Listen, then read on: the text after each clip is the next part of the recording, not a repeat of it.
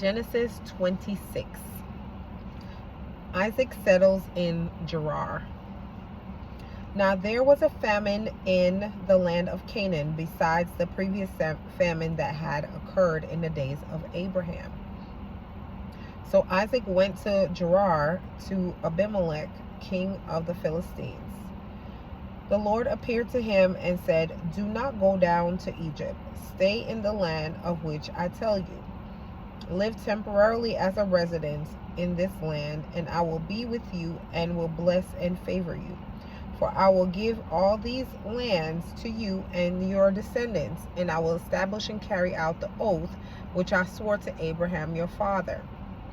I will make your descendants multiply as the stars of the heavens, and will give to your descendants all these lands, and by your descendants shall all the nations of the earth be blessed."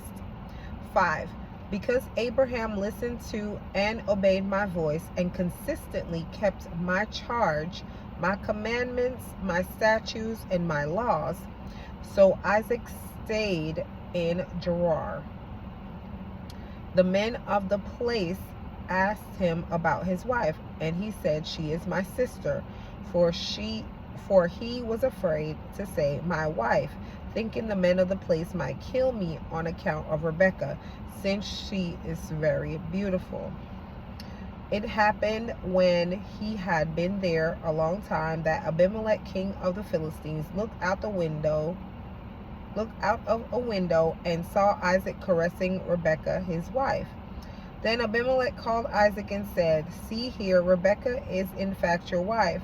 How did you dare say to me, 'She is my sister'?" And Isaac said to him, "Because I thought I might be killed because of her desirability."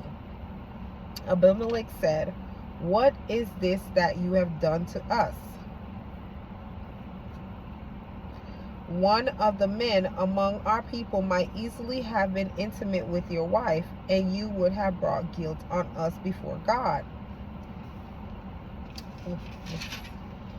Then Abimelech commanded all his people, "Whoever touches this man, Isaac, or his wife, Rebekah, shall without exception be put to death." Then Isaac planted seed in that land as a farmer and reaped in the same year 100 times as much as he had planted, and the Lord blessed and favored him. 13. And the man Isaac became great and gained more and more until he became very wealthy and extremely distinguished. He owned flocks and herds and a great household with a number of servants, and the Philistines envied him.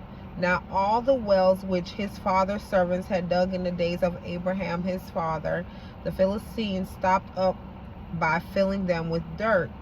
Then Abimelech said to Isaac, "Go away from here, because you are far too powerful for us." So Isaac left the region and camped in the valley of Gerar and settled there. Now Isaac again dug and reopened the wells of water which had been dug in the days of Abraham his father, because the Philistines had filled them up with dirt after the death of Abraham, and he gave the wells the same names that his father had given them. But when Isaac's servants dug in the valley and found there was a well of flowing spring water, the herdsmen of Gerar quarreled with Isaac's herdsmen, saying, "The water is ours." So Isaac named the well Eshek, quarreling, because they quarreled with him. Then his servants dug another well, and they quarreled over that also. So Isaac named it Sitnah, enmity. He moved away from there and dug another well, and they did not quarrel over that one. So he named it Rehoboth, broad places, saying, "For now the Lord has made room for us, and we shall be prosperous in the land."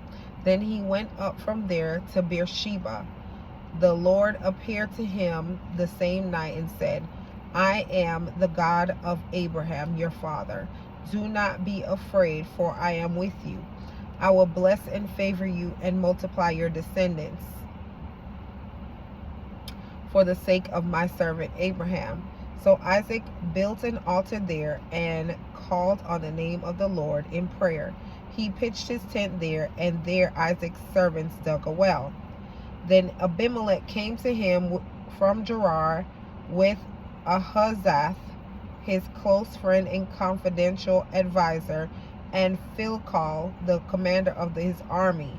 Isaac said to them, "Why have you people come to me, since you hate me and have sent me away from you?" They said, "We see clearly that the Lord has been with you." So we said, "There should now be an oath between us, with a curse for the one who breaks it. That is between you and us, and let us make a covenant, binding agreement, solemn promise with you, that you will not harm us, just as we have not touched you, and have done nothing but good to you, and have sent you away in peace. You are now the blessed and favored of the Lord." Then Isaac held a formal banquet, covenant feast for them, and they ate and drank. They got up early in the morning and swore oaths, pledging to do nothing but good to each other. And Isaac sent them on their way, and they left him in peace. Now on the same day, Isaac's servants came and told him about the well they had dug, saying, "We have found water." So he named the well Sheba. Therefore, the name of the city is Beersheba to this day. When Esau was 40 years old, he married Judith, the daughter of Beri the Hittite, and Basmath, the daughter of Elon the Hittite, as his wives. And they were a source of grief to Esau's parents, Isaac and Rebekah. That's the word of the Lord.